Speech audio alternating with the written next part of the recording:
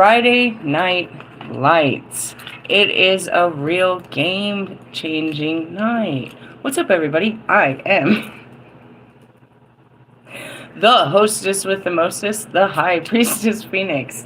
I am your spiritual healer, teacher, shaman, seer. What the hell I need that for? Light worker. Oh, come on, man. Okay, Starseed. What's going on? You hear me argue with the Holy Spirit as soon as I start talking, I start grabbing, and then as I'm grabbing, I'm bitching. That's what you hear during my intros all the time. For those that are new, hey, how are you? Let me explain. I'm already arguing with my spirit guides. Like, oh, come on.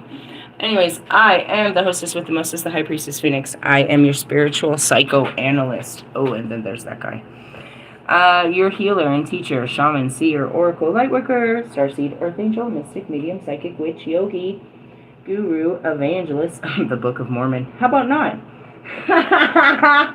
I am your messenger of God, the first child of God. I am the Lilith, and all of that too, reincarnated. Hey, how are you? That's me. Hey, hands up. How are you? In order to keep up with me, you're going to see what I post on my community page. I'll fuck off. I should have posted a short right about now. Damn. Anything in my community page, in my latest live video. You can always check out my shorts. There it is. Okay, I got Black Moon Lilith because I saw my natal chart. Really? Yeah. And then I got Carl Jung. Where are we going with that? Spiritual psychology, bro. Spiritual psychology is what we're doing tonight. We're doing shadow work, so we're in the darkest crevices of your mind. He actually is one of the best references to what they declared as shadow work.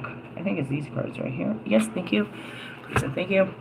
I myself went through towers for quite too many hours, and it was a little bit of a roller coaster of love. We're ready to do some karaoke, I guess, at this particular moment in life. Breathe. Where are we at? I don't know. We climbed a mountain. We climbed mounts.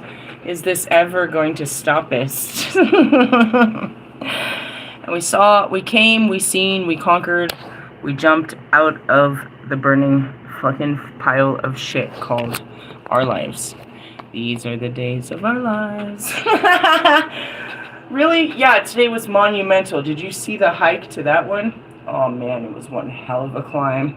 The fall was amazing. It was so graceful. I gracefully jumped out of that window. What am I talking about? Just acceptance, bro. I had to do something, and I was kind of dragging my feet. Now looking back, I had all the signs for I don't know, whatever. Moving on. There's nothing to be gained or lost in it. I just realized that, that was an experience. And that's where we move on. Oh, okay, moving on with life. I'm here to teach you the forgotten ways. You live as... Oh, come on, Jesus Christ. I can pick anywhere in this Bible and tell you how you live. But I'll take my favorite verse, please. Actually, we can take any of these studies. Shall we take some Bible studies? Oh, how about the fucking tree of life? Just kidding. Just get a quick message out of the message Bible. Check yourself. Where'd we go to? Luke. Give away your life. Thank you. Thanks, Luke.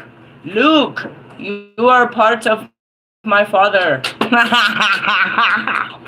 Where are we at? I don't know. Luke. We wrote on this one. 6:20:29. Hut. Let's go. But it is trouble ahead if you think you have made it. What you have is all you'll ever get. And it is trouble ahead if you're satisfied with yourself. Yourself will not. Oh, fuck off. Oh. Hold on a second. Oh, there was some shit going on with my freaking connection, so I hope that I don't ruin this video. Damn. If I don't take off the Wi-Fi before I start these videos, it goes in and out, and then it goes out. And that's usually what a lot of my failure to launch is. It's like, oh, I forgot to hit the switch. Anyways, going into this is In the beginning, you know, everybody asks, how did you get to this part of spirituality, of enlightenment, of transcendental, of awoken, of, you know, what are you? How did you get here? Where did you come from? The spirit is inside of you. It's your heart. And it's the more that you listen to your heart, the more free your spirit becomes. And once you hit a certain level of freedoms where you've fought so hard to just be free in your skin, and that's what it means to be free in your skin. Your spirit is free in there. And that spirit, with the right methods and rituals and stuff that I teach over here, can be activated to what it was before you put on the flesh. And that's what I'm trying to teach you. It all starts with the simplistics of freeing your heart. And that all starts with fighting your mind. That's what's described in this Bible, and that's what I was about to get into. Throughout this whole Bible, it says to die to the flesh and to live by the Spirit. That the things of this world, there are no such laws that can stop a free spirit. A free spirit is a spirit that's a child, that doesn't mean to harm anyone. And not charm, as I heard that too. It's like we're just here to experience. It's a free spirit. When you free your spirit, and that's levels of enlightenment, right? Eventually, your higher self can really, and that's what my cards will show you. And people don't use the same cards as me, but that's why I have those cards. Is every one of my cards is the ascension. How to ascend, how to free the spirit, according to, the teachings, the planets, the this, the that. I can show you in every scripture that this is all about freeing your spirit from your mind's knowing. And this is what I teach you, is how to do it. But I am hands-on with this shit. Surgical. I show you how gritty it is to sit there and have these mental battles of crying and sitting alone with yourself, too afraid to make decisions on your own. And today, that's what I posted. What happened today? It's like today I showed you that it's okay, and that's what I've been practicing this year. I'm like, that's really what I've been practicing this year. Each year I'm practicing something heavy. The first year was trusting God. All about trusting God. Just trust Him. Just trust Him. The awakening was all about trusting God. Not people, God. That's all it was. He took me for the first year of just trusting Him. Every bit was healing myself, but trusting Him. The second year was about discovering myself.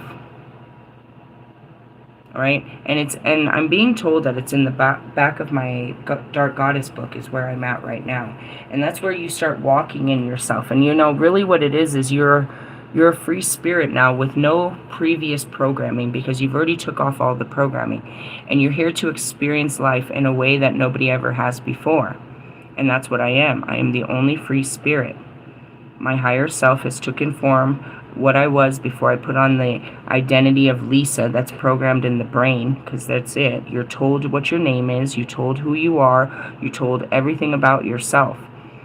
After I took off all of this, who said I was what, I find out who I really am underneath this when I'm not doing what everybody told me to do or not to do.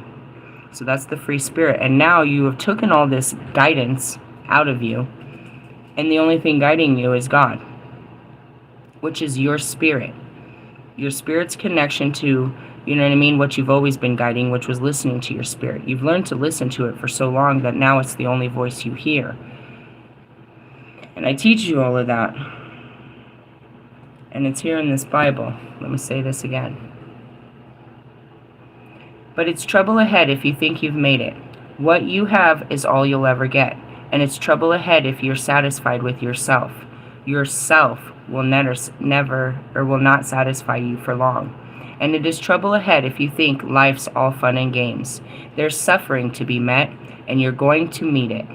There's trouble ahead when you live only for the approval of others, saying what flatters them, doing what indulges them. Popularity contests are not truth I can cry right now because this is what we're teaching you, and I can show you. I'm guided by God to everywhere to teach you his lesson because it's all over me.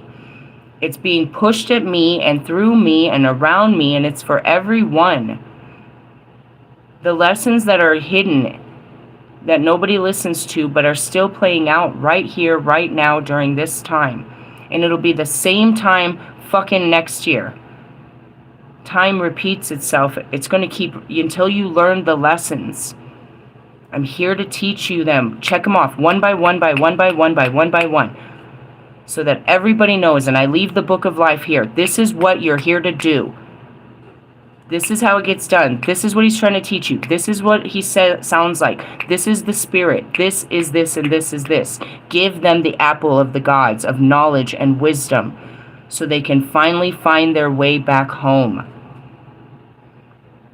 Popularity contests are not truth contests. Look at how scoundrel preachers were approved by your ancestors. Your task is to be true, not popular. To you who are ready for the truth, I say this. Luke 6:27 through 30. I highlighted this. I've been through this, bro. I was a devout Christian before I ever became spiritual. Love your enemies. Let them bring out the best in you, not the worst. When someone gives you a hard time, respond with the energies of prayer for that person. If someone slaps you in the face, stand there and take it. Did I not? If someone grabs your shirt, gift wrap it. Gift wrap your best coat. Oops, I turned 2 pages instead of 1. Hold on. And make a present of it. If someone takes unfair advantage of you, use the occasion to practice the servant life. No more tit for tat stuff. Live generously. Here's a simple rule of thumb for behavior. Ask yourself what you want people to do for you. Then grab the initiative and do it for them. It's funny because that's what I said. It's like, what do you want from me? People want, and it's not just me, you guys. They all want something from you. If you only love the lovable, do you expect a pat on the back? And that goes back to God. It's like they only love you because you're good to them. He's like, no, I'll show you they'll love me even when things aren't the best. And that's it. You only like that. You only love me if I'm being I'm seeing Luke 7:11. You'll only love me if I'm doing everything right. And going back to this truth, it's like, it's scary to you what I want, but it's the truth. And that's what every woman wants. And it should be what every man wants. And the truth scares you, whoever you are. If some woman, even if it wasn't me, if Kim Kardashian walked in and said it, you'd be scared. And you'd run from her no matter how bad you wanted her. And that has nothing to do with her. It's those words. Commitment. And that was something that came to me. Do you have commitment issues? No.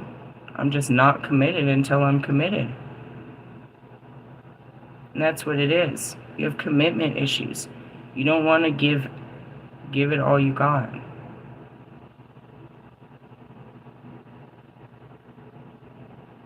Anyways, there's a lot of lessons being taught here. And that's it. It's like you only love me when I'm at my best. You only love me if I look good. And that's it. I try to explain that. It's like, they don't see me as a nun. They see me as a failure. Because I'm not this girl or that girl, and I'm not out here looking for a job, and I'm not trying to be popular, and I'm not trying to be part of it. It's like I'm not worth love because I'm not like them. And that's where it is. It's like we don't have to be like them to be loved. I don't have to wear a suit and tie for you to be kind to me, for you to acknowledge me, for you to respect me and listen to me and make me seen. I don't have to be wearing gold that's blinding you. I don't have to pull up in a beautiful car for you to, notice me. But that's all you're looking for is those things that shine, that are all glittery, the most beautiful girl, the most beautiful guy. You want the most beautiful things, all the things that everybody else has that makes, all that shiny stuff. If you only love the lovable, do you expect a pat on the back? Run-of-the-mill sinners do that. If you only help those who help you, Russ, do you expect a medal? Garden variety sinners do that. If you only give for what you hope to get out of it, do you think that's fucking charity? The stingiest of pawnbrokers do that. I'll tell you, love your enemies. Help and give without expecting a return. You'll never, I promise, regret it. Live out this God-created identity, the way our Father lives towards us, generous and gracious. Even when at our worst, our Father is kind. Be kind. Don't pick on people, jump on their failures, criticize their faults, unless, of course, you want the same treatment. Don't condemn those who are down. That hardness can boomerang. Be easy on people. You'll find that life is a lot easier. Give away your life. You'll find life given back, but not mercilessly given back. Given back with bonus and blessing. Giving, not getting, is the way. Generosity begets generosity.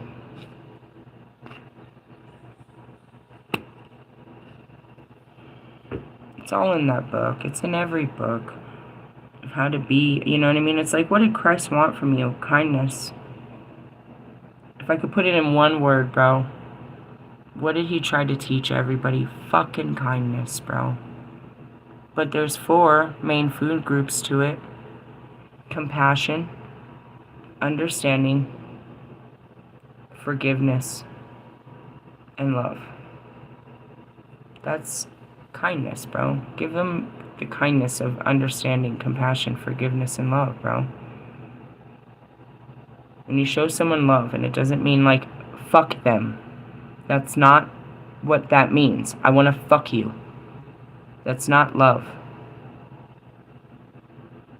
There's a million ways to show somebody that you care about them. And the most important, as I shared in a video, is just sitting and listening. My love language is time and energy. When you give me your time and energy, that's showing me that you love me. Some people, it's gifts and services. When you buy them shit and do shit for them, they feel loved. Some people, it's touch and affection. When you know what I mean, always holding their hand and, making eye contact and cuddling and all that, that's their love language. Each person has different love languages. Dr. Phil taught that bullshit. But in the essence, it's like kindness, bro. God's trying to teach us that. And that's why he put me down here, is to show you to have, he humbled the shit out of me. And it's okay because, I had to heal this and feel this because it was just past, stuff of this life. But for every life to learn is like, have some, humility about shit.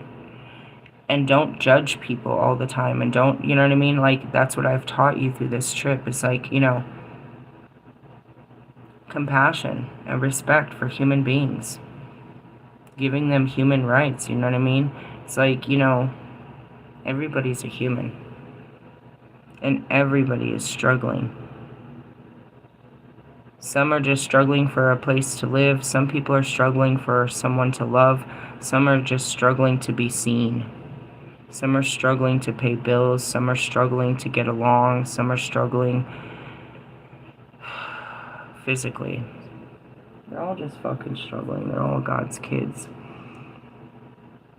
I don't like the ones that come out and terrorize the other ones and say they're better than. The haves versus the have-nots. It's like you believe that because of, what you have, you get to exclude the entire population of those that have not what you have. There is a small population in America of you motherfuckers. There is an enormous population that are bigger than you motherfuckers in fucking places like Singapore and fucking, well, just in the Middle East anyways. There's way more, billionaires than there are here. But it's like, you guys strive so hard to be part of this, 1.5 population, and you forget the whole rest of the fucking world. And all you care about is this small little population of losers like you that have some shit.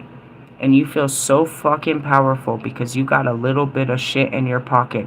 And what you do is you fucking flaunt it to those that have nothing.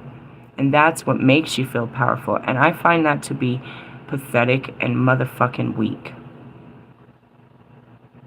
I want to burn your village to the ground, bro. I want to burn everything you stand for to the ground and let you know what it means to have actual power. Because there's no power in persecution and oppression. To be the fucking, to be the biggest man on the fucking hill. The key, Scrooge McDuck. And that's what all of my twin flames plus 2 show. They all use something against a whole fucking bunch of people as power. But what they have is no power at all.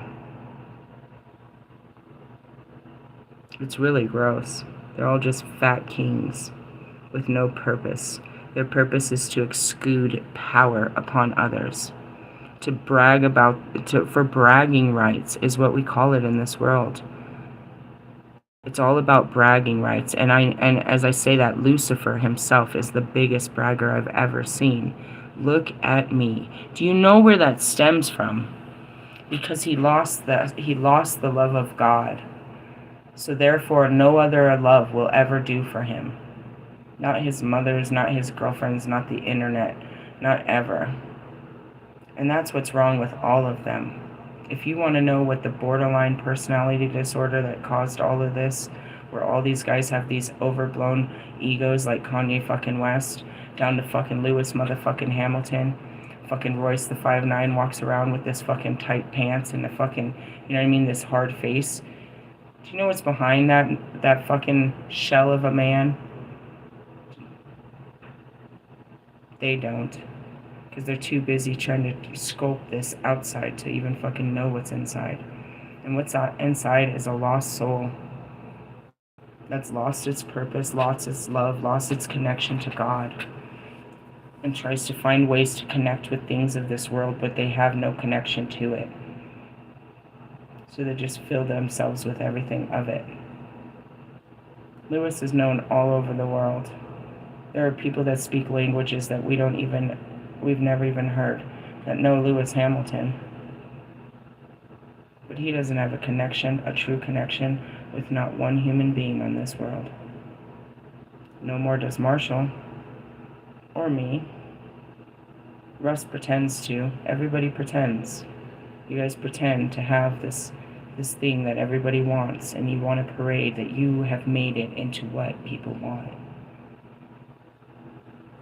But the problem with your lifestyle is people are always wanting more. And their wants change, and you're no longer relevant. And you have to find ways to be what they want. I gave that up. So how did I get here? It's like, I heard this. It's like, we can't all be like you. What? Give up? Just give up the act. Give up trying. That's never an option, right? I showed you it was. So did everybody else before me. You just weren't listening. They delivered it a much better way. But that's it. Leave the things of this world. Leave the pride. Leave the family. Leave this. And seek God in all things. Find Him and you'll find yourself. You'll find your way. You'll be able to walk again with your head held high. Until then, you're just moving through the crowds of people saying you're better than them. But you're nothing more than them, with more stuff, more shiny stuff. In the event of an emergency, we cannot take any of that shiny stuff. That shiny stuff will get us killed. Once they see the shiny stuff, then they're going to kill us just to get it. That shiny stuff means more to people that don't have it than it does to us. They'll kill you for what it is. I don't know if you know the real world where they'll literally break in and take a piece of your car part just because they need to pay a bill. They're looking for, you know what I mean? I saw this lady broke into someone's house and... Never mind, no jokes. No jokes. It's not really a laughing matter. I'm trying to teach you, and I'll be teaching this forever. What? To give up? I keep saying let go, but let's just be honest, give up.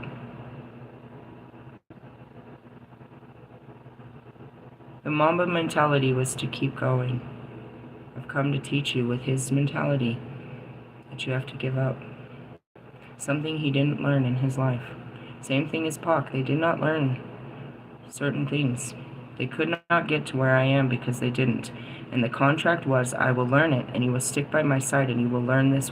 You will learn this lesson, these hard lessons with me, and you will ascend with me. And that's the contract to my soul tribe and to mankind. I cannot carry you, but I can show you the way, and you can walk this way. He showed me how to get this far. I have to show them the rest. And that's it. Pac could only get me so far. He knew how to get to the gates. He just didn't know how to get on the other side. In essence, you could say he wasn't worthy in his life to get on the other side. He still had many lessons to learn. And instead of having to take life, we made a contract. I will learn your lessons. I have to learn everybody's anyways. I had to teach you the book of life. So in essence, it's just like, will you do this for me when you go there? You're doing it anyways. Sure. What is this going to be? And it's just salvation. Everybody, can you save my children? If you save them, we're saved. Can you talk to this person? When you get there, can you get this person? I'm going to get as many as I can. I'm going to get everyone. And how do I get everyone? The documentaries. When's that happen? God said to chill. Give it at least 3 years. Just live life. Experience some life. Have some more life before you're responsible for all life, all beings of life. That's where I'm at. I'm here to deliver his message as his messenger, and I know who I am, and I'm here to teach you who you are in God too. It's just a message, like every other messenger, and just like them, I will be fucking hunted and killed for this message once I get there. But it's the message of truth and freedom, of all oppression that ever was. You need to give up. Give up this fucking pipe dream and go back to what God made you. And it's a long journey of nothing. You know where the intuition comes from? All the knowledge that I get? Nowhere. People ask, how did you know that? It came out of nowhere. That's the common answer. Something happened outside with me and Morgan that freaked me out completely. What happened? I was talking to Morgan about what's going on with this twin flame situation. She's like, I think he'll be back. It's like, I mean, they kind of always come back. But she's like, I was like, I don't know. He said he wouldn't know anything till this day. And she's like, you know what crazy thought I just had when you said that? She interrupted me. I was like, what? And she told me her crazy thought. And I told her, Morgan, I told him that in the beginning of my awakening. I said, I was in a shower today and it came back to me. And for you to tell me that, she's like, it came out of nowhere. I said, all guidance does. Like, where did that come from? God, somewhere. That's where I can tell you, that wasn't me. That was Pac. I don't think like that. I don't speak like that. I was looking at him when it came to me. Where did it come from? Nowhere. The place beyond your understanding. Is anything called nowhere? Where are you? Fucking nowhere? Somewhere in Oklahoma is fucking nowhere. I mean, it's on a map. I can give you the longitude and latitude. Where are you in life? Nowhere. Which is where you want to be. I keep hearing it. I keep hearing Nate Dogg. That's just where I want to be. Right here with my thug ones. That's it. It's like I sit and access nothing. You can call it nowhere or nothing. It comes out of nowhere. It's not, you know what I mean, when you're doing nothing. It's not that you're not supposed to take action. That's what I try to teach you. You take heartfelt actions. You don't just do shit. We're programmed to just take action. Be active. Be productive. Always doing the right thing. Doing the right thing. Whatever we think we're supposed to be doing with our time and energy all the motherfucking time. Because it's wrong to do nothing. It's wrong to do nothing, right? But what is meditation? What is prayer? What is self-reflection? What is that time?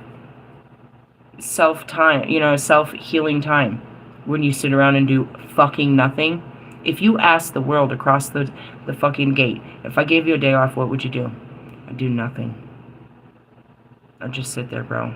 Or they have a bunch of tasks they didn't do over the weekend that they'd list off. I'd do my laundry, I'd do this, I'd do this, I'd do this, and this, and this. They're not going to go do a magical, wonderful day because they know they're going to have to go back to their shitty life the next day. So they'll take advantage and do nothing. We're taught to always be doing something about our situation. Make it better. Change it. Do whatever it takes. But we don't know what we're doing. We're just doing what we're told. So in essence, we're doing what everybody else is doing and nobody's doing anything. We're just doing. Until when? Until you realize you're old. What have I been doing all this time? I'll just be doing shit. In the nothing is where you get your best ideas. When you're not doing something and it just comes to you. They call them these sparks of genius, the aha moments, these epiphanies. That's a good word for it. There's lots of words for what comes. You have to stay in that place of nothing. But when you're in your mind and in the pursuits of your mind, you can't hear those signs. All you can hear is what your mind is telling you to do. So you have to, even when it's, and that's where it is you'll be overactive. Like, I look at Sophie. Sophie had this weird thing after her domestic violence. She got separated. She lived with this guy in this house, and they got separated. And there was a court order. She couldn't go back. So now that's his house, so she's not supposed to go there. So she had this habit of just driving home. For her, it was driving home every night and just sitting there staring at it. What she didn't realize, what she said is, like, I just stalk him. She realized she's stalking him. She doesn't realize she's trying to go home. But I see it now as that. But she would just do it. And she's like, dude, I just look up and I've been there for like an hour. I'm like, bro, that's scary. You need to stop doing that. I didn't understand the true programming of what was making her do it. I didn't know if it was like, and that's what I asked her. What, you want to see what he's doing? Do you want him to see you? Are you hoping to see a girl? No, she was just going home. I think, now looking back at it. And it's like, when you look up and you realize you're doing something and you shouldn't, that's when, if you can't control it before you do it, you got to take control. And that's that self-discipline. What am I doing? Why am I doing this? Stop yourself when you notice yourself is out of control. And that's where it is. The self will not satisfy. It always wants something. It's this inner child, just like my kids. Give them an inch, they want $5. Really? It's the same with you. If I walked you in, like Scrooge McDuck, and I showed you I had millions of dollars in that room, I was like, see all this? I got plenty, bro. Whatever you want, dude. Whatever you want. It'll start small, but I can give you forever. So you'll just keep asking, because I told you could keep asking. And you'll keep asking, and you'll keep asking.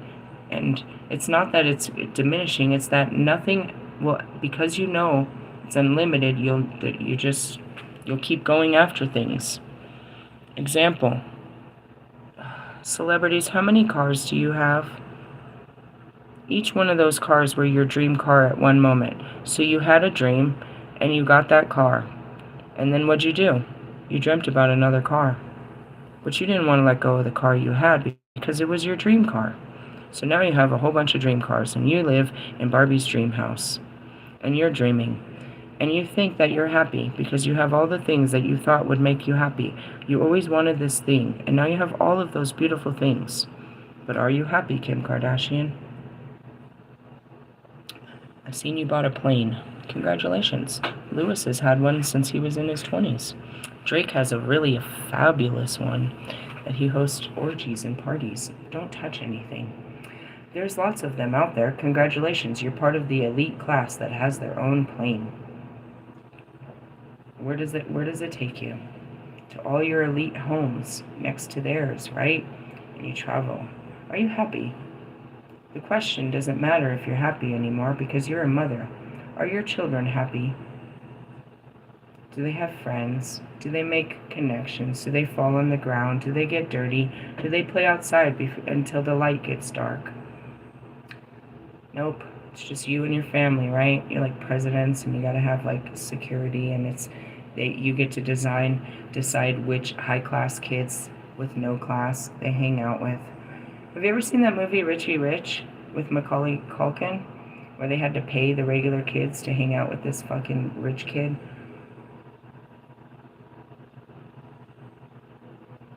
How many kids don't want to hang out with Northwest because she's all going to be on her phone and she thinks she's all worried about the numbers like Russ?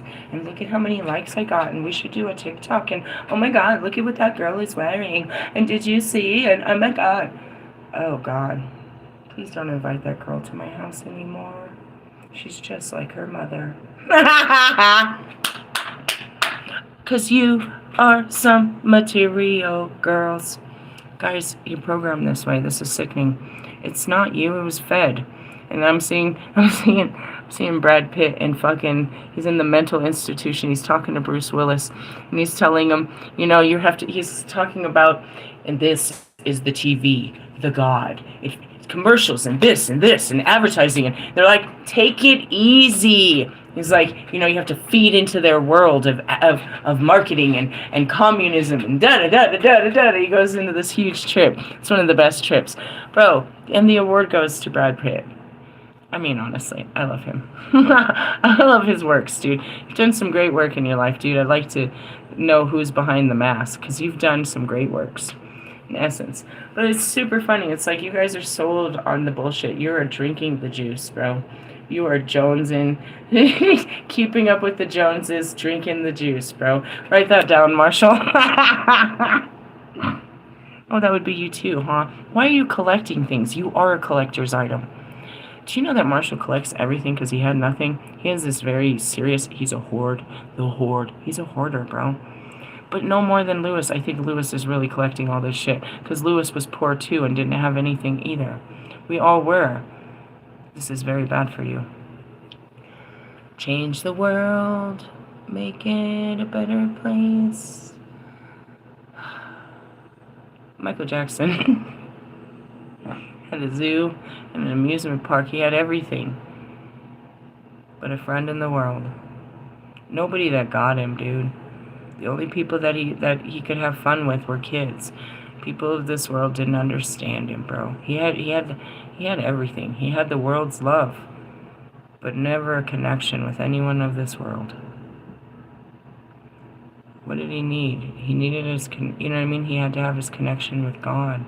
Because you just can't. You're not of this world. You're not like them. That's not a bad thing, to not be like them. In hopes that one day they'll be like us. And we don't have to keep trying to be like them.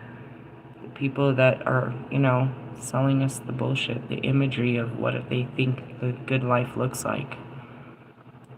You make it look so good, but it's not a life. Get a life. My head hurts as I say all this, so I know that guy right there is messing with my temples. Listen here, Templeton. We're going to get into some, we went from Luke, Darth Vader and all that stuff. We're going to go into my Black Moon Liliths. Why? Because my natal chart's here, so it means something. Why is it here? I don't know. Came out of nowhere. And after that, we're going to talk about a little bit about some symbolisms or something in this book. I'm just going to pick a page and read to you. I show you there's order in the chaos. Why? Because the universe is chaos. And you have to understand that even in the chaos, there was always order. Order in the court. This is chaos. Life is. And that's what it is we can't run to a temple. We can't hide behind tall walls. We can't let life pass us by. We must learn to, in essence, not create chaos, but find a way to be peace in the chaos and teach others to be peaceful so we don't have so much chaos. It's chaotic around here. Alright, let's see. I like this one, obviously. Venus. It's a Friday. Love and abundance. What's in my Venus, bro? What's in my love department? I don't know. Does this matter? It should to somebody. Oh, Sagittarius. I need the freedom to be. That's what I said earlier. I was like, if I just wasn't me, people would love me because I am too much. I guess. That's where it is. It said, I saw a post. What did it say?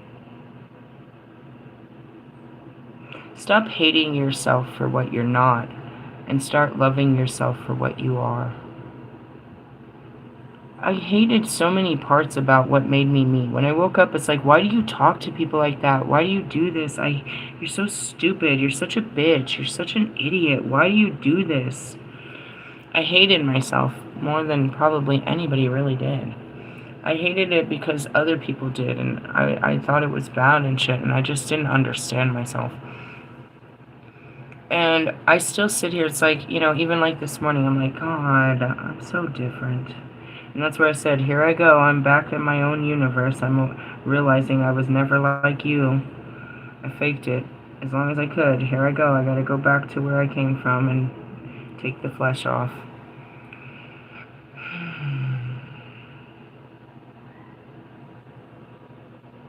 I look like everyone, and everyone looks like a person, but you don't know what's hidden behind the flesh. There's a whole soul there. Some of them are really hurting underneath that flesh. I'm not fully, I was. But, that's what it is. I was like, Marshall he didn't know what I was, but he knew I wasn't like other people and that I was just struggling in here. I try to describe it, and there's no way to describe it as other than these imageries of light. I'm just a light in here, and I'm connected to the light, and that's what it says, too. It's just, you're just a light. And you know what I mean? Your light lights up all your chakras, so you can see all those lights, and you see all the neurons, and you see all these, and you connect with the light outside of you, and you're just, you're no longer just connected with people's minds. That's it. It's like people of the same mindset and have the same mentality. Like attracts like. There's no one like me. I like other people because I've been through those states of mind, and so I can relate to you, and we can make a real connection because I've been there with you. I've been there mentally. I've been there. I've always been there. You know what I mean? So I can go there with you in your mind state. But when you try to get into mine, nah. You don't, and that's where it is. It's like, I want somebody to be able to, keep up with my mind instead of, me having, trying to play mind games on me. What was that? Oh, dude. My daughter got this enormous bucket of candy corn. I had to tell you that because nobody likes candy corn. They're not so terrible, but she really likes them. You're like, ew, that's an old person thing, an old soul. Who the fuck eats candy corn? I don't know. Who the fuck eats black licorice? It's weird as fuck. But she is. She got this huge bucket of it, and he just dropped this huge bucket of candy corn all over. Alright, don't save those. Don't save those. Yeah, I knew you were just gonna get that. Don't save those ones, dude. Let those go in the garbage. Yeah. No. I was like, hit the ones that are there, but not the ones that hit the floor. Alright, anyways, let's talk about Venus. I went to Neptune. Magic, imagination, and illusion on page 69. I feel like it was a 68. No, you are. Anyways, Venus. Venus makes life easier, beautiful, and joyful. She sprinkles the cosmic glitter of life in the party. Why are Fridays so difficult? Because it's ruled by Venus, which is your heart. So all of these heart-based pains and decisions come to the surface on a Friday. You know what I mean? You roll with the energy. So on a moon day, on a Monday in the moon, you're in your thoughts and in your feelings. On a Tuesday, you're in Mars. You have lots of energy. You're in your drive. You're in your masculine. You're trying to take energy. On Wednesday, you're taking in a lot of information, communication. You're learning things. You're all of that bullshit. I'm like, and then a lot of emotions and shit like that, all that waters and shit. Thursday, you're full of, gas and expansion. You're full of fire. You're full of, zest and energy, right? Love again. Friday, you're in your heart space. If you're full of love and shit, this is a good time for, people that are full of, their heart. But if your heart is pained, then this isn't a good day, because it's going to be, your heart's going to be hurting more on a Friday than it would on other days. Really? Yeah, there's certain days, and when that planet's closer, it's going to hurt more. I don't know if you've seen the morning star, Venus. I see her every morning. It's like that, you ever watch the sun? This is a funny movie. What the fuck is that movie called? With Brendan Fraser, and he sells his soul to the devil for like 13 wishes, and he's like sitting there, he's like, you ever seen the sunrise? And he starts crying and shit. It's like, yeah, dude, that planet, bro, as it's up there, it's pushing your heart. And it's pushing, and it's pushing. It only leaves for about 70 days out of the sky. It'll leave for 70 days out of the sky where your heart won't be pounding like it normally is. And that's that Mercury. Mercury retrogrades, and you know what I mean? All of your structure leaves with it. And you start acting a fucking fool. It's like when you guys have like a substitute teacher comes in and you forget how you're supposed to act, right? It's one of those things. Act a fucking fool. Nobody's looking. We'll go do some shit that we're not supposed to do. Yeah. Anyways, when this card appears, the opulent energy of Venus is sashaying into your life. Expect financial breakthroughs, romantic improvements, or the desire to change your aesthetic appearance. I feel like I look good, bro. I mean, I don't really... That's another thing, too. It's like when you don't feel good about your body and you're comparing it to everybody and you're like, I wish I had their body, then that's the kind of shit that doesn't make you feel good about your body. I love my hair. I was really starting to, I have a lot of love for my hair. I notice I have beautiful, thick hair. It doesn't matter what size it is, you know what I mean? It's like, it's beautiful, curly hair. I'm the one that, blow dries it and straightens it out. And it still stays beautiful and straight. You know what I mean? It's thick. I love my hair. I have really beautiful hair, and it's hard to say that. As many colors and dyes I've done to it and all the weird shit I've done to it, I really love that. You know what I mean? I love that my thick sculpture of my freaking thighs and stuff. I don't mind having a belly.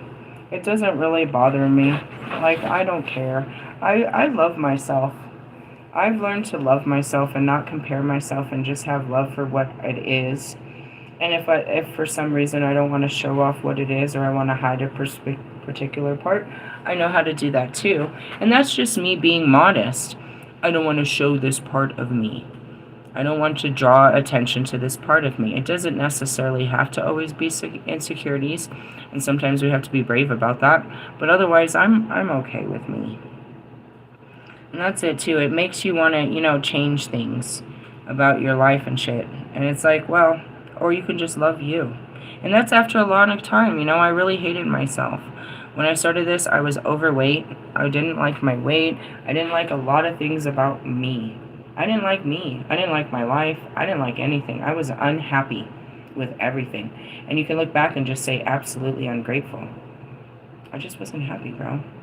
I looked like I had, everything. Isn't she lucky? Okay, fucking Britney Spears and shit. I looked like I had it all, but I wasn't happy. So that's where it's like, well, what makes me happy now? A good laugh, a good meal. You know what I mean? Just outside, a good breeze, good weather makes me happy. That's nice. You know, just, I don't know. I like fat dogs. I was outside and Morgan brought her dog out, and she's got such a big fat dog. What is he? She told me again. I can't remember. Damn it! I'm never gonna remember it. It's one of those big ass dogs. He's not. He's not at all a pit bull, but it's like those big sized dogs. I like those big dogs. I call him Big Head. He's got a big old fluffy head, and he's all. You know what I mean? I like animals. I like watching the kids. I like watching like stuff. It's like the stuff that I don't know. Just have a different love for life. You love life more, but not the things you used to love. It's the little things of life you really love. And as I say that, it's like, damn, you sound like an old person. Hey, bro, I'm 42 years old. That's not too weird. I might be sounding like I'm 60, but I've lived many lifetimes to where it is the little things that really matter. You don't realize that until later, until all the big things are gone, until you have accomplished all the big things, and you realize how these little feats make the best things. You know what I mean? If you dealt with any relationship challenges, Venus brings peace. If you have an important negotiation or judicial matter in your life, the scales will tip in your favor. I know, dude, baby daddy's in a lot of trouble for that. Make me do all this paperwork and shit to prove that you're lying to welfare. I mean, in order for them to prosecute you, that means they're going to come and serve you, you're going to go to court for this. You will be prosecuted for welfare fraud. What a weirdo.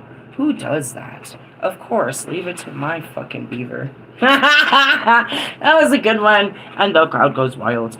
As far as my relationship issues, I'm fully okay with this. And that's what I said earlier. It's like, how many times am I going to be told no? I don't care. And that's what I posted earlier. I was like, listen, Linda. Listen. First off, I'm Lilith, and I didn't want to fucking be nobody's wife to begin with. I agreed to the terms and the agreements of this is what you want with my life. I did all this work to be the right wife. So now I stand around here saying I'm ready to be married. I'm ready to be the wife and nothing else. And then they don't want to get married. That's not my fucking problem, God. I did my part. He will do his. And that's it. It's like, you think Gabriel's not blowing his horn in somebody's face? She's ready. She's ripe. She wants you. It's feeding somebody's ego some type of bullshit. That could be you feeding your own ego thinking it. No, I'm just kidding. But in the essence, it's like, no. I don't lose by not fucking getting married. I get to be freed from this bullshit-ass contract of, you know what I mean? Servitude is what it is.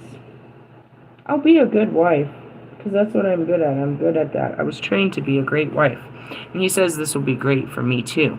I just didn't have a great experience, so I'm like, oh, don't make me do it again. No, this time will be better. He convinced me that it'll be better. So on that convincing, you know what I mean, I've done all the work to be a better wife, to have a better life.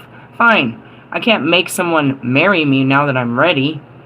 That's not in my department. And every time I'm ready to be married, they run away. That's not my problem either. So going back to whatever is or isn't happening with all these twin flames is, I can't make you my husband if you don't want to be my husband. All I could do is make myself ready to be the wife. And that took a lot with me trying to always, run the relationship and be the husband. Or at least in essence, be the masculine of the relationship. It took me years to take off my masculinity to be ready to submit into my femininity and be your wife. Okay, so when I say, well, are you coming to be my husband? And that scares you, and every time I say that you run away, then that's not a problem for me. Like, oh, I thought I was, but no, I'm not. Or no, that's not what I was coming for. I came to borrow a cup of sugar. What? Get out of here, bro. Go find sugar somewhere else. Pour some sugar. I learned a lot today. Did you learn a lot? Yeah, in this punk-ass job, I was laughing about that. Wait till that bitch gets to work. And that's what Morgan said, if she shows up. I was like, right, well, somebody better show up. Because I ain't showing up to this fucking shit show not one more time. And that makes me feel good. I didn't have to rush my life to make this work. I didn't have to worry about if I ate enough before bed, if I dressed warm enough, if I was going to be able to stay awake, if I was going to get along with this chick. No, bro, you know what I got to worry about? Nothing. And that's what it should be. It's not that I'm not. Why am I not worried? Because I'm going to worry about a different job next week. All I got to remember is if it was at 3 or 3:30, my interview. I'm not. I used to be worried about everything and trying to control everything because everything was I felt like everything was up to me. And in that, there's no God. And that's where it is people can't be like you. You could just give it all to God. No, it's not so literal. I literally did it. You want to see? I have like fucking 3 years and fucking over like 3,000 fucking videos to prove it. That's all I do all day is give it to God. I come running to him, I ask him what to do, he tells me what to do, and I do it every day of my life. And I'm okay. All my needs are met, everything's good, life is good. It's just not as good as you're trying to project yours is, but my life is fine. In essence,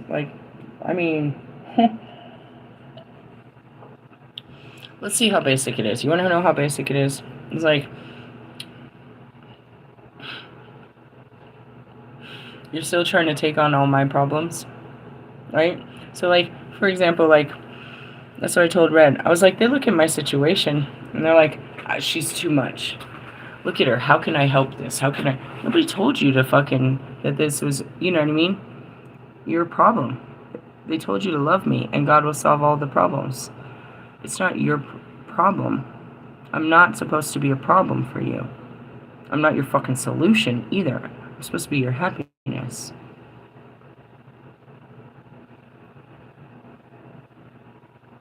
As I said that, it's like, what did you want from Bobby? The feeling I had. I didn't know him. Neither any of them else. Some of them have a high profile, if you want to say that. We know them from their high profile. But it's like, I wanted something from Marshall that none of you would ever have seen on the surface. I wanted what nobody else wanted. Why? Because it was the feeling I got with him. I wanted that feeling. I have a feeling with you.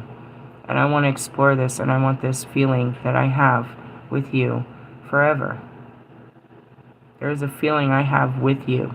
Not what you do for me. You haven't done anything. I don't know you. There's a feeling, and that's called love.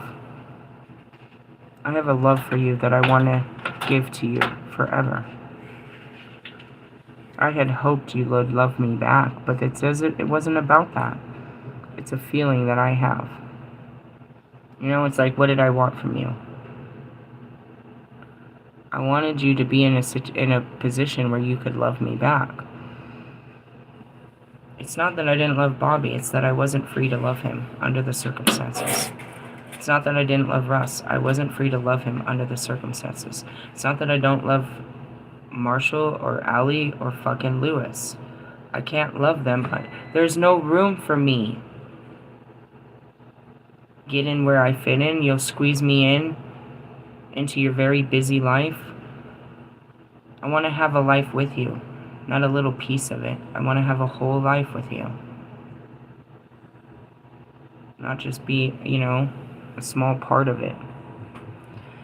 Then I started to learn, you take this whole ride, and I got all the way to Marshall, and it's like, this piece that I have of you in my life is better than having no part of you in my life, which is basically taking the breadcrumbs, but it's not, because it was enough. It's not breadcrumbs if it's enough. But you always want more, and that's why I said the self always wants more. You have to control yourself and tell yourself enough. When's enough enough? I don't know. Whatever you cooked is very intense, dude. It's like really in my face right now. Alright, the planet Venus is called the morning star. It's the brightest magnetic light and is visible in the sky at dawn. When do you see it? I don't know. In Colorado, it's like, you can see it anytime from like 4 o'clock to like probably 6. Of course, in the eastern sky. And it'll travel. Right now, it's way in the east. So if you're in Denver, just look way over to the east. Look to Kansas, and you'll see it over there. It starts moving through the sky. So like by later, I can't remember when. I don't know. What time is that? I don't know. She moves through the sky, and then I followed her. I followed her all the way to the west. I followed her all the way to San Francisco, and then she left into retrograde. I couldn't follow her anymore. She was past our sky, and that's what it meant. She's in retrograde now. You can no longer see her in the sky. but she'll stay there for most of the year. She'll move across the sky real slow.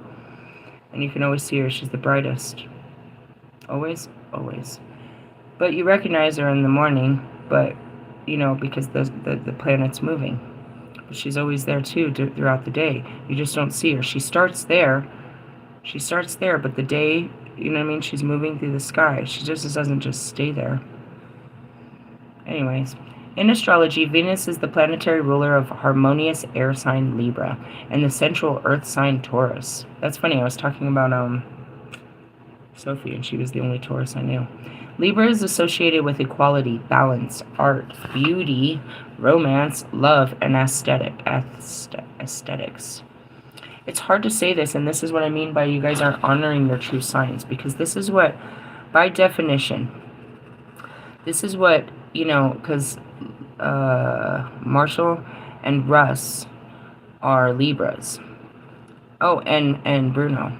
So by this definition, they should stand for equality and balance, have a taste for art and beauty, romance, love, and aesthetics.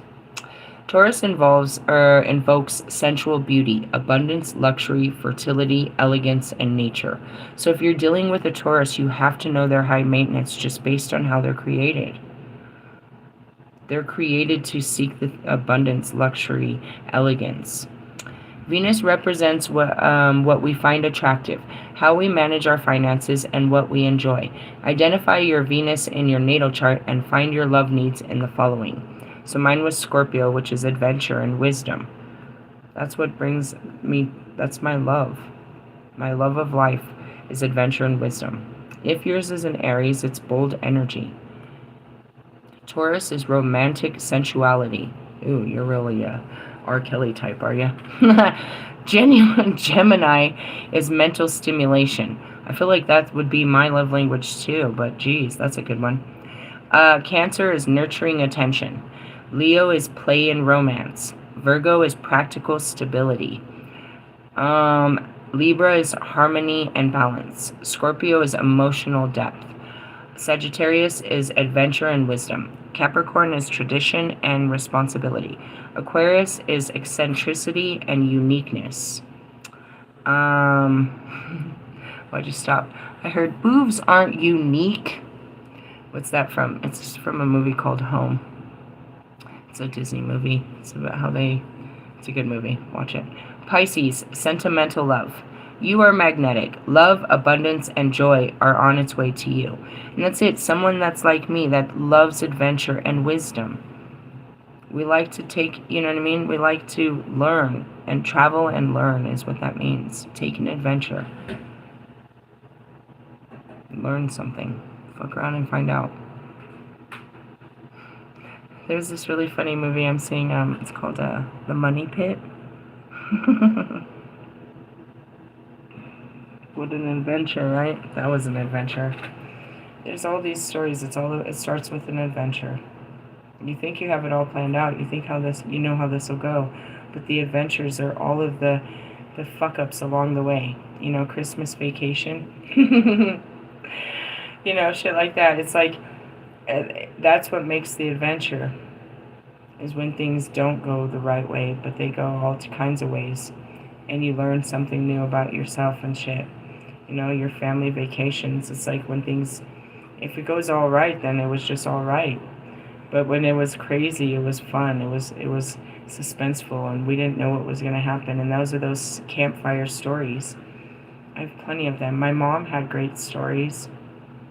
She was very adventurous. She could tell you all kinds of stories of her life. She was very unstable. She went all around the world. Not really. Mexico. She used to tell me about her stories of Tijuana. So when I got there, I was expecting shacks and weird shit. And it was not like what she described. And she was pleasantly pleased to see the evolution of Tijuana. But, you know, she had stories and stuff. She saw the world differently in her eyes, and she was very adventurous. All of them were. It's in us, you know, my daughter and stuff. My son, no, not really. He don't really want to get into no shit. He's like, no, I'm cool. He'll tell you straight up, no, I'm cool. I don't, no, I'll stay home. I'm cool. I don't want to be part of no fucking adventure type shit. I don't want to be on the news. I don't want to do any of that stupid shit. Where does wisdom come from? Experience. That's it too. It's like someone that likes to watch fucking documentaries, likes to read books, that's interested in history, that's interested in culture. That's why I said mental stimulation. That's where, you know what I mean? That's it. It's like, pushing the limits of your mind by putting stuff in it. I like that. I like to learn. I really do. I like to be taught too. I like someone to teach me. I'm a great self-learner. I have to learn all of this. It's like, if you left me alone in prison, I could get a doctorate in that bitch. For real, just sitting around reading books, that's all it takes to get an education.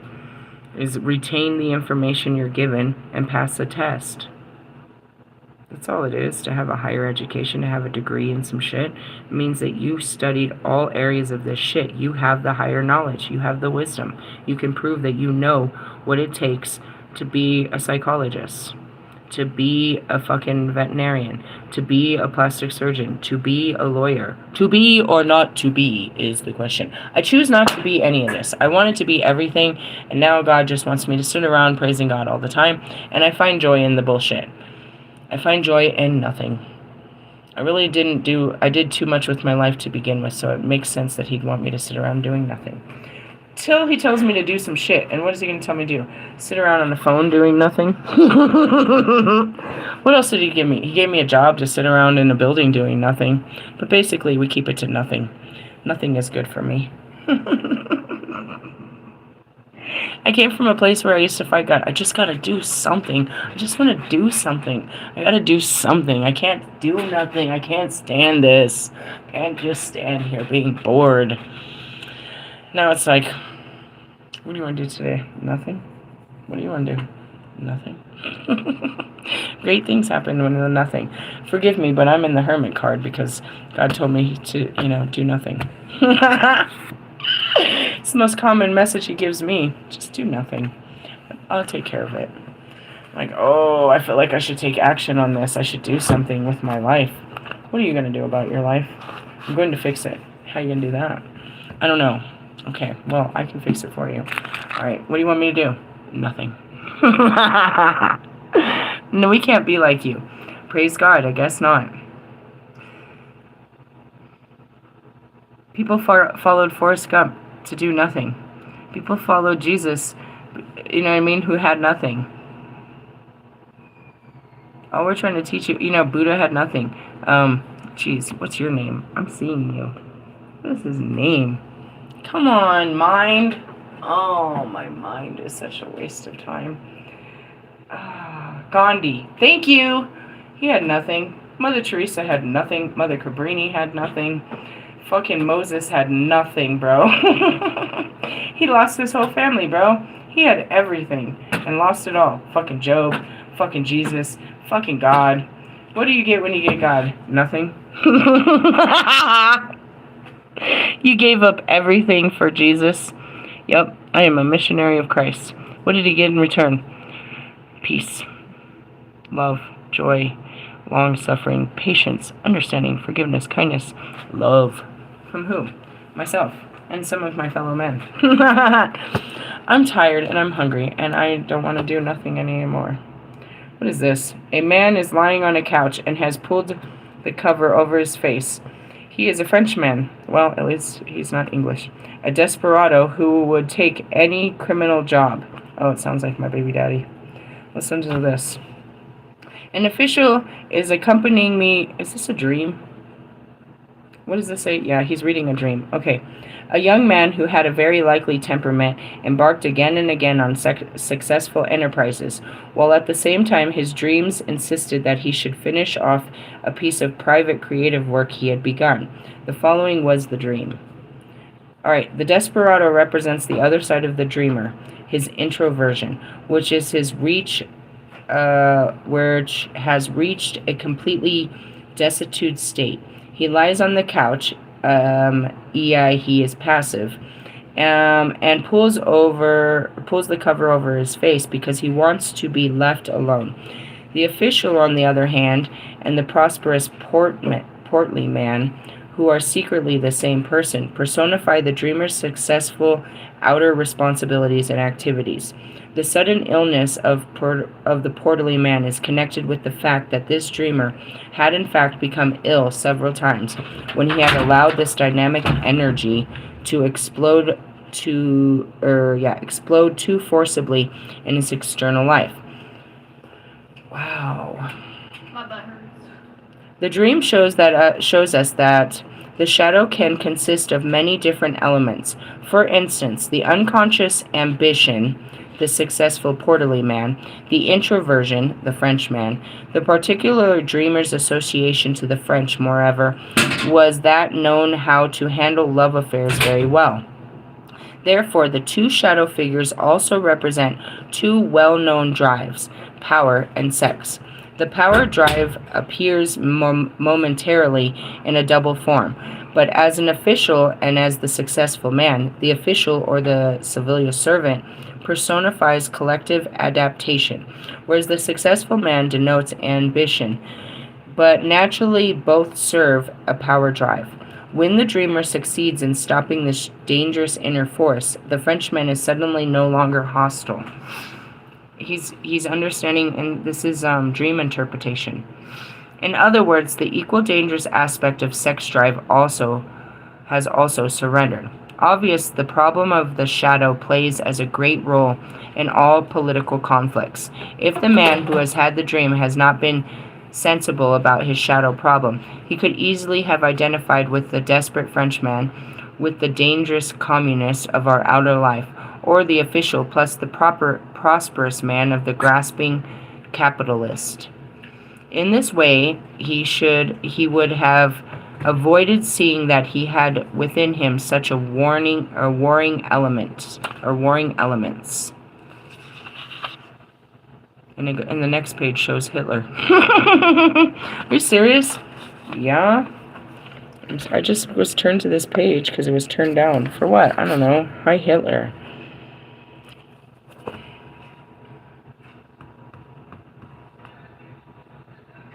And there's an additional disadvantage to projecting our shadow. If we identify our own shadow with, say, the communist or the capitalist, a part of our own, I don't know really what either of those were. Nobody does in this time. What the fuck was a communist? I'm 40 years old and I still don't understand what that word meant. They were a type of people, free thinkers, riot, I think that's the word that fucking Trump used for West Wing type people, left side thinking, something like that. Anyways, the result that we shall consistently, through involuntary, do things behind our own backs that support the other side, and thus we shall unwittingly help our enemy. If, on the contrary, we realize the projection and can discuss matters without fear or hostility, dealing with other person's sensibility, then there is a chance of mutual understanding, or at least of a truce. Whether the shadow becomes our friend or our enemy, depending largely upon ourselves. That's it, the parts of you that others don't like. It depends on you whether you're going to embrace this part of you that nobody else likes, or you're going to keep hiding it and hating it.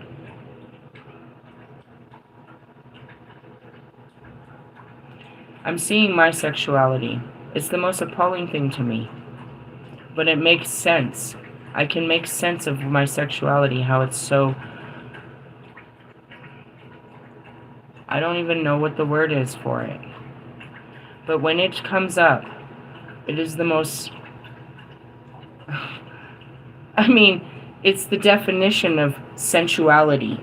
When I speak and my sexuality comes into these conversations, when that part of me, and it's a shadow part, the part you do not know, the secret part of me that I hide, which is my sensuality and my lust for another person.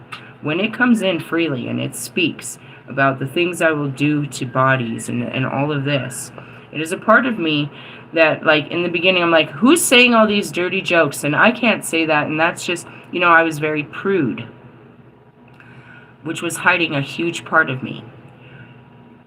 Now, this part of me that comes out, first off, is primordial, but it was conditioned through extreme sexual manipulation to be an extreme sport, we'll say, that I had to be the best of the best in the room. So then I took on the pride behind my sexual abilities. Now, because of my fear of intimacy, it's a side of me you don't see. But when I feel safe, this over flamboyant dirty girl wants to, you know what I mean, sex the shit out of you and do all kinds of things that becomes, you know what I mean, men have to stop the video and go handle themselves because of the things that I'm talking about. I can keep denying that this is in me and be ashamed of it like I was in the beginning. When Bobby came, there's a good word, when he came. You know what I mean? When he came to see me, I am in full love with him, and this is what I did with him. And I felt so appalled and embarrassed, and I couldn't understand where this came from. And I explained to him, this is how I was taught to show love. And I just was loving you, and this is how I was taught. But I was made to be ashamed that I did this, like I couldn't control myself. I didn't know what I was doing. I was just loving him the way that I was programmed by terrible relationships, that this is what love is. That was years and years of sexual abuse coming out with you. And I didn't understand why after all that sexual abuse, I would want to be sexual. But I still found there was some place where I found pleasure in sex, and it wasn't pain. And it doesn't show its ugly face often, but it's quite beautiful and very exciting, and that he specifically knows of this part of me that I do not know. And he loves that part of me, and I'm always trying to deny that part and hide that part. And finally, I embrace that this is really a part of me, because obviously it comes out of my mouth. As I always say, it's not what goes out. Just kidding. Don't say any dirty jokes. But it's like, it's not my most prized part, and yet it is the biggest thing that, you know, it is the biggest gift God gave me was my sexuality, and how I held it back from Adam and those around me. So I hold it back. My biggest power is my sexuality. But it's a shadow. It's a part of me that I deny, that I hide out of persecution of what others would say. If they knew how I acted and what I really wanted and how I really like what I do and what things I like, then they wouldn't like me. And that's where we come to this place of acceptance of sexuality, where I stand for the LGBTQ. They're standing up not for what they do in the bedroom, but who they are. And they're allowed to do what they want. They're allowed to show love to who they want to. And that's where I came to the place. You're not going to make me feel bad for showing you how much I love you by giving you my best prize, which is a blowjob. This is what I love to do. I'm really good at this. I want to do this for you. I'm not going to be made to be shamed to do this, because this is what brings me happiness, and this is what I like. You know, like, girls don't run around saying that. You're not supposed to. That's some hoe ass shit. You're not supposed to be that kind of girl. And that's where it is. I'm like, God, I'm really trying to be a Mother Mary. And they start laughing at me, and they're like, you're never going to be a Mother Mary. You're Lilith. You're the goddess of sexuality. Let's try something. And so I was laughing so hard at myself the other day. I was like, I think we should try dominatrix. You're going to love this. I know you'll like this. And it's like, wait, what? What's underneath her robes? You have no idea. You have no idea. Bobby does. It's like, you have no idea what she's wearing underneath her clothes. She's a whole freak, bro. You just got to watch her go, bro. All you got to do is get close. She will tear you up. That's what he knows. It's like, you knew this was going to happen, didn't you? And there's this, yes. He knew. He knew I couldn't control myself, and I was going to go full freak mode on him. And then I'm sitting there like, oh my God, what have I done? What have I done? What have I done? I've killed a man. Like, I'm not that girl. Holy Mary, Holy Mary. I'm a nun. I'm a nun. I'm a nun. I don't want none. I don't want none. It's a lie. It's a whole lie. It's a whole lie. I just have fears. It's not that I don't want it. It's that my fears get in my way because I had a lot of trauma behind it. But it's not that I can't enjoy it. That's the difference. And I think that a lot of sexually traumatic, or, traumatized individuals, if they work through their fears, they could go back to finding enjoyment in what they did, what could have been good before it was turned bad. And that's what I said. People that experience my kind of, sexual trauma, it was either become a lesbian or become a, a nun. And get none. I went with none. Thank you. I want none of it. But that wasn't true. And that's what I realized. He came around and I was like, oh, I want all of it. Why him? Because I feel safe. I told you that. It was that simplistic. And love. I have love for him. I loved him. I love them. I love him. It's just, I have to accept that. It's like it doesn't go away. It's like, so I have to stay away. This isn't going to work, dude. I'd stop this. That's what I told him last time. Are you ready to cheat on your wife again? Because that's what's going to happen if we see each other.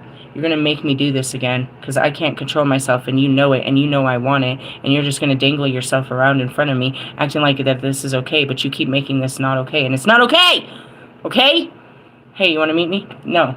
See, and this is the merry-go-round we do. And that's it. It's like, I want to, but given the circumstances, this is just called sinning. These are the type of things they called me a demon for. I don't want to do this again. Please don't make me that girl. I can be any girl, but not that girl. I played that. It didn't feel good. I didn't like that role. Just playing. Anyways, ethical difficulties that arise when one meets the shadow are well described in the 18th book of the Quran. I got that. Why does he spell it with a K? Anyways, in this tale, Moses meets Qadir, the green one, or first angel of God. Who's the green one? Oh my God, Becky. Who's the angel of the green ray? Raphael. In the desert. They wander along together, and Qadir expresses his fear that Moses will not be able to witness his deeds without indignation. If Moses cannot bear with him and trust him, Qadir will have to leave. Presently, Qadir scuttles the fish boat of some poor villager. Then before Moses' eyes, he kills a handsome young man, and he finally restores the fallen wall of the city of unbelievers. Moses cannot help expressing his indignation, and so Qadir has to leave him. Before he departs, however, he explains his reason for his action. By sculpting the boat, he actually saved it from its owners, because pirates were on their way to steal it. As it is, the fishermen can salvage it. The handsome young man was on his way to commit a crime, and by killing him, Qadir saved his pious parent from infamy. And that's it too. It's like, when you do these things, it's left on your families. By restoring the wall, two pious young men were saved by the ruin caused by ruin because their treasure was buried under it. Moses, who had been morally indignant, now saw too late that his judgment had been too hasty. Qadir's doing had seemed to be totally evil, but the fact that they were not. That's God, dude. You see him doing these things. You see this as pure evil. You say it's the devil. You don't understand what he's doing. And especially when it comes to death.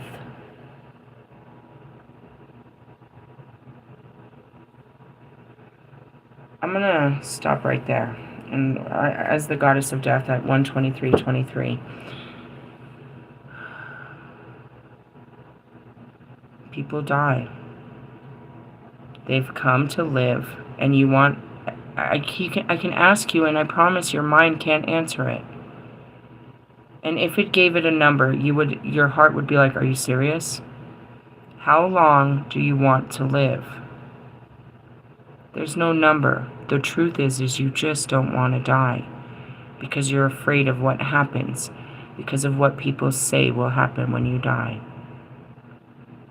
You're afraid to leave people behind. You're afraid of where you'll go, or you'll become nothing. None of that's true. It's all things you were told. I'm here to tell you the truth. That's not true. And anybody that's died and been brought back to life tells you it's not true. They all went somewhere, the same somewhere. And they all seen something, nearly the same something. You'll see it too, and I will be there. Not physically, I'm here, but you'll see my spirit. My spirit is bigger than what's in this body. This body can only hold so much spirit. We're not limited to the little bit of what we are here. We put a little bit here to have an experience as we sit there trying to control our experience from outside, trying to guide our experience. You know what I mean? Which is what? Our children. Same thing. They're a little piece of us. And we're trying to guide them through their experience. Why we have our own. And that's your higher self. It's like, you're bigger than what you think you are, and you're not so big here on earth. And being big here on earth doesn't mean nothing. What makes you big here on earth, bigger than life, is the impact you have to help people. And those are our greats in time. I always see Abraham Lincoln when I speak of this. It's like the only white man in history that stands out in these huge lineup of great black men in history that I see in my view. Why do you always see the black culture? Why did you never? It's not that they're more important, they stand out more from where we stand. It's not the white culture. It's not that I'm only a representation of the black culture. It's that those words and those people and what they stood for is what we need most right now. When the message, right then, where did we get our message from? Luke. Do you know who Luke is? It wasn't Jesus's message. I mean, it was Jesus's message, but Luke's message to you of what he witnessed from, the life of Jesus. The message he spread. That was another prophet, right? Kobe and Pac and Nipsey and DMX and Michael Jackson and Nate Dogg and all of them, right? Just my own closest spirit guides, plus the extra level, the ancestors, as we would say. So my ancestors that come to visit me would be most definitely Muhammad Ali. Again, we've just been doing some work with Bob Marley. Always fucking Martin Luther King. We've always talked about these great men in history. There's the top three right there. You know what I mean? It's threes and threes and threes, and it's just, you know what I mean? Layers to this shit of time that have come here to walk us through time. And as we go through new levels, we have new, you know what I mean? Have we ever had Luke speak with us? I've spoken with you many times about Paul and John. We've talked about the stories of Moses. We've talked about how, and in the essence, it's they've talked to us. They had a message in their time that relates to our time.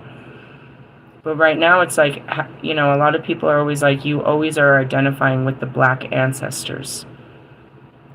Their words meant more. They mean so much now.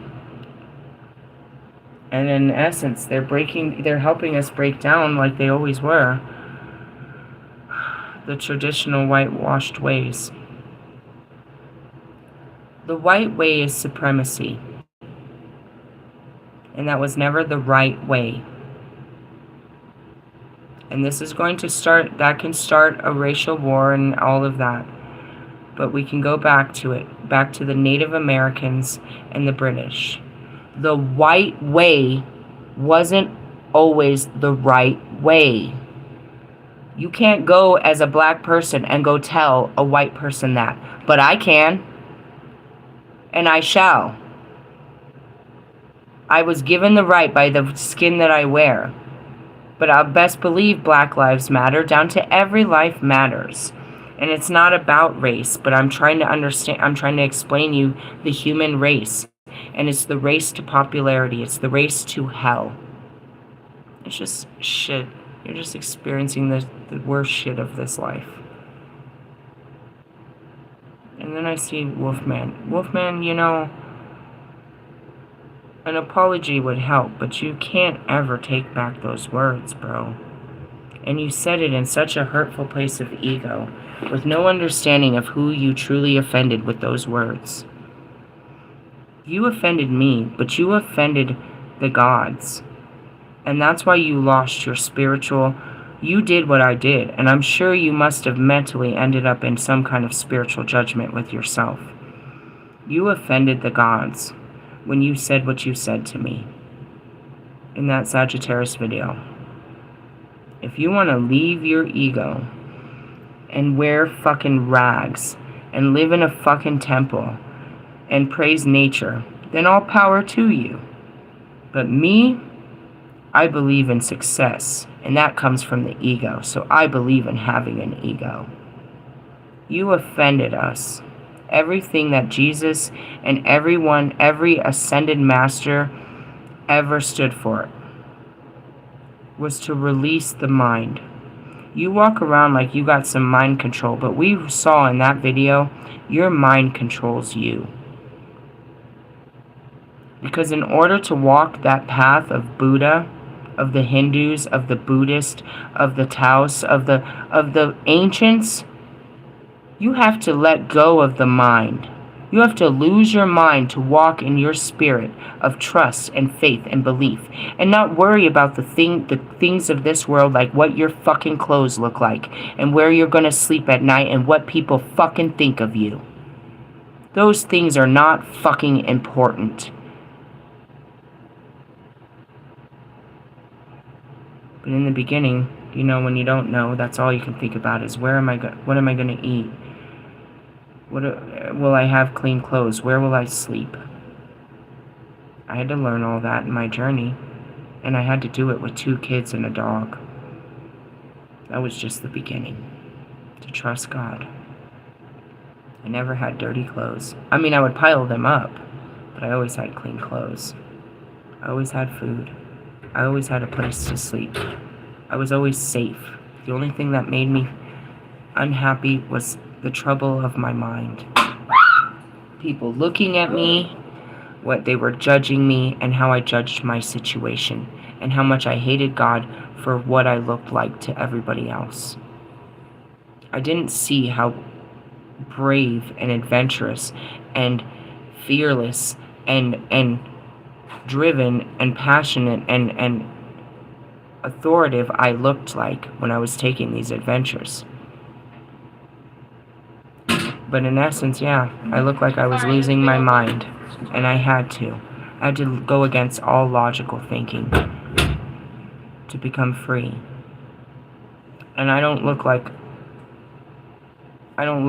the life that you want, but this is what God wanted us to do, is embrace the life that we have instead of wanting someone else's, and be grateful for it and find peace in it. And that's what I do have that you'll never find without God.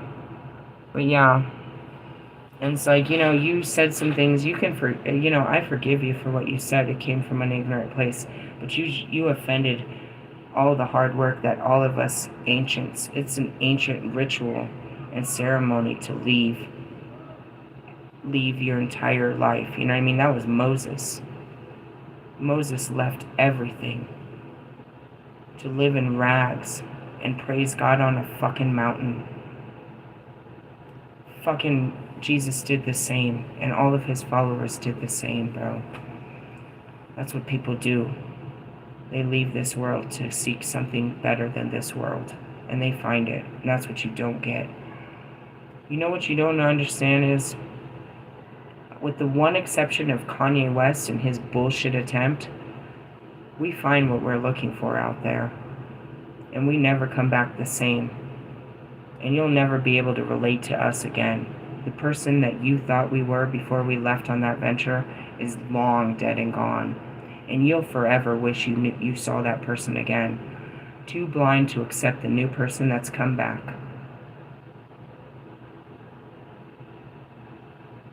And that's it. You know, going back to my kids, they can look back and, you know, miss their mom, or they can accept the Mother Earth here. They can choose to live in this fantasy of who they want their mom to be and who she wasn't and whoever this woman is, and paint this picture in their head of who I am and who I'm not. Or they could take the time to learn about their mother before their mother's gone. Or they can live in this imaginary vision of what their mother is, like Russ does, like Marshall, like I did. It's all up to you. Use your ego or lose it. Love yous. Laters. Bye-bye now. Oops, wrong button.